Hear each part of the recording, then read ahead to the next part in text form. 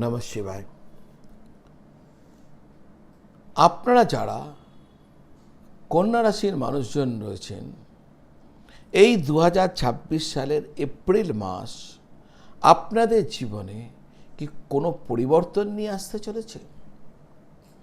না, এই 2026 সালের এপ্রিল মাস আপনাদের জন্য একটা চ্যালেঞ্জের মাস বা সতর্ক ভরা এক মাস হয়ে উঠতে চলেছে।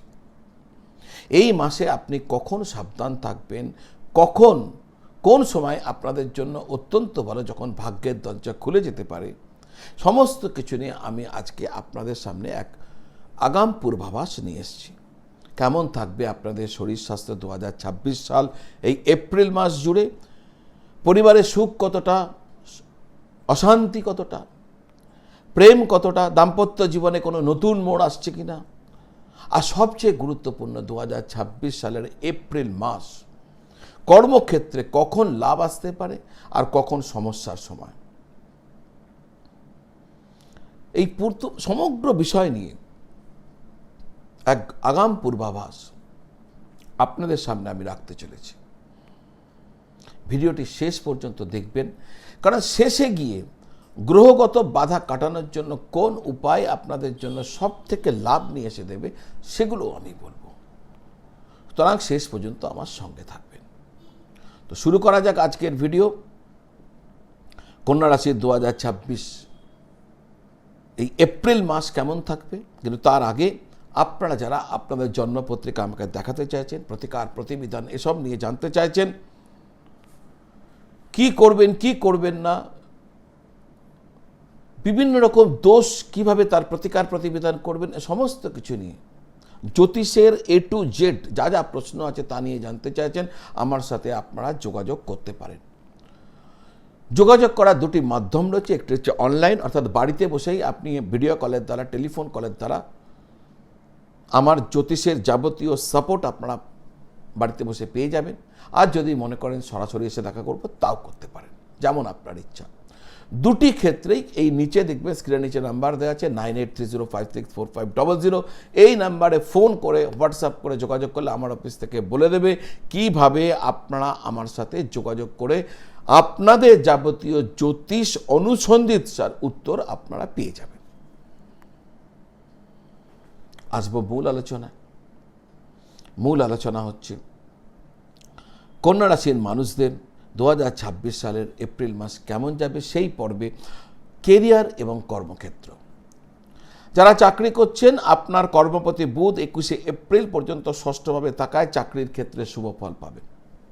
মাসের শুরুতে মঙ্গলের প্রভাবে কাজে গতি আসবে এবং বৃহস্পতির দৃষ্টি আপনাকে সাহায্য করবে, সহকর্মীদের সহযোগিতা পাবেন।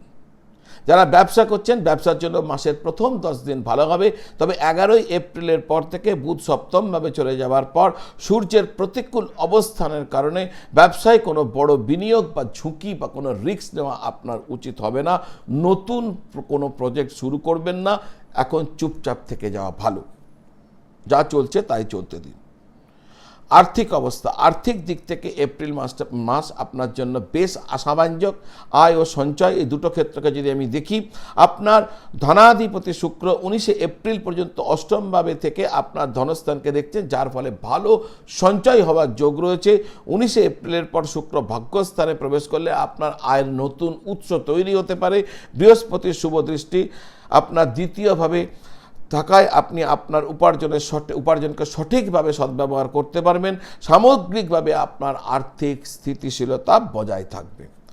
আপনার স্বাস্থ্য, 11ই এপ্রিল পর্যন্ত রাহু ও বুধের প্রভাবে পেটে সমস্যা বা স্নায়বিক প্রবলেম, স্নায়ুর সমস্যা দেখা দিতে পারে। শনির দৃষ্টি লগ্নভাবে থাকায় আলস্য, অবসন্নতা, ক্লান্তি এগুলো সব বোধ হতে পারে। 14ই এপ্রিলের পর সূর্যের অবস্থান অনুকূল নয়, তাই হাড়ের সমস্যা বা চোখের সমস্যা এ সমস্ত আসতে পারে, সাবধান থাকতে হবে। তবে ষষ্ঠভাবে রাহুর অবস্থান আপনাকে রোগ প্রতিরোধের জন্য যথেষ্ট শক্তি দেবে। সুষম আহার এবং যোগ ব্যায়াম এই মাসে আপনার জন্য অত্যন্ত আবশ্যিক। প্রেম এবং দাম্পত্য জীবন। প্রেম সম্পর্কের ক্ষেত্রে মাসটি মাঝারি। পঞ্চমপতি শনি 22 এপ্রিল পর্যন্ত অস্ত থাকায় সম্পর্কে কিছুটা শীতলতা আসতে পারে। 19 এপ্রিলের পর শুক্রের প্রভাবে আপনাদের মধ্যে ভুল বোঝাবুঝি দূর হয়ে যাবে এবং রোম্যান্স বাড়বে। প্রেমের ক্ষেত্রে গোপনীয়তা ও মর্যাদাকে আপনাকে বজায় রাখতে হবে। দাম্পত্য বিবাহিত জীবনে 2 থেকে 14 এপ্রিল পর্যন্ত সময়টি কিছুটা চ্যালেঞ্জিং থাকছে। শনি, মঙ্গল ও সূর্যের প্রভাবে জীবন সাথীর সাথে মতবিরোধ বা তার স্বাস্থ্যের অবনতি ঘটতে পারে। ছোট ছোট বিষয়ে তর্কে জড়াবেন না, একে অপরের প্রতি ধৈর্য ধরবেন, তাহলেই ভারসাম্য বজায় থাকবে। পারিবারিক পরিস্থিতি এবং গৃহসুখ। শুক্র ও বৃহস্পতির শুভ প্রভাবে পরিবারে ভ্রাতৃত্ব ভাব বজায় থাকবে। যদিও মঙ্গলের দৃষ্টির কারণে মাঝে মাঝে ছোটোখাটো অশান্তি হতে পারে, তবে বড় কোনো সমস্যা হবে না। গৃহস্থালী বিষয়ে বৃহস্পতির দৃষ্টি থাকায় শান্তি বজায় থাকবে। নতুন কোনো ঘরোয়া সরঞ্জাম মাসের শেষার দিকে কেনা আপনার জন্য ভালো হবে। এবার আসা যাক প্রতিকার। কন্যা রাশির জাতক জাতিকাদের জন্য এই মাসের গ্রহগত বাধা কাটাতে বেশ কিছু প্রতিকার আমি আপনাদের সামনে রাখছি। তা মেনে চললে আপনারা নিশ্চিত উপকৃত হবেন বলে আমার দৃঢ় বিশ্বাস। বুধের প্রতিকার। বুধ আপনার রাশিপতি। প্রতি বুধবার ছোট ছোট শিশুদের সবুজ রঙের ফল যেমন পেয়ারা বা মিষ্টি দান করবেন।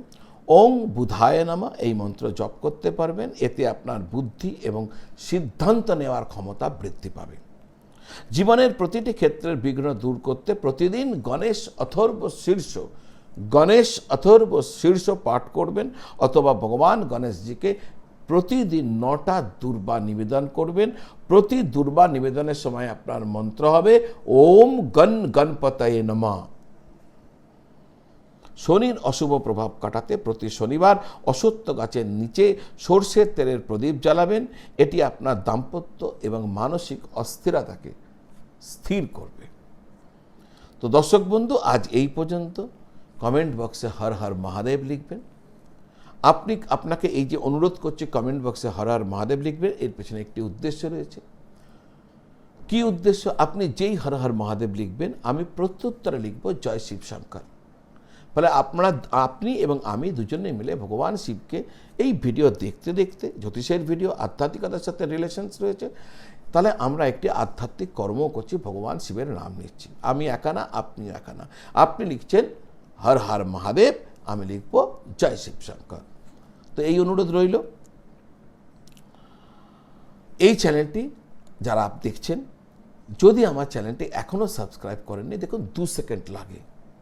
আপনারা এত অবধি দেখেছেন আর এখনও সাবস্ক্রাইব করেননি, তাহলে আমার অনুরোধ, বিনম্র নিবেদন, চ্যানেলটি সাবস্ক্রাইব করে নিন, বেল আইকন প্রেস করে দিন। এই ধরনের ভিডিও প্রতিদিন আপনার কাছে পৌঁছতে থাকবে। তো আজ এই পর্যন্ত। সকলে ভালো থাকুন আর সকলকে ভালো রাখুন। নমঃ শিবায়।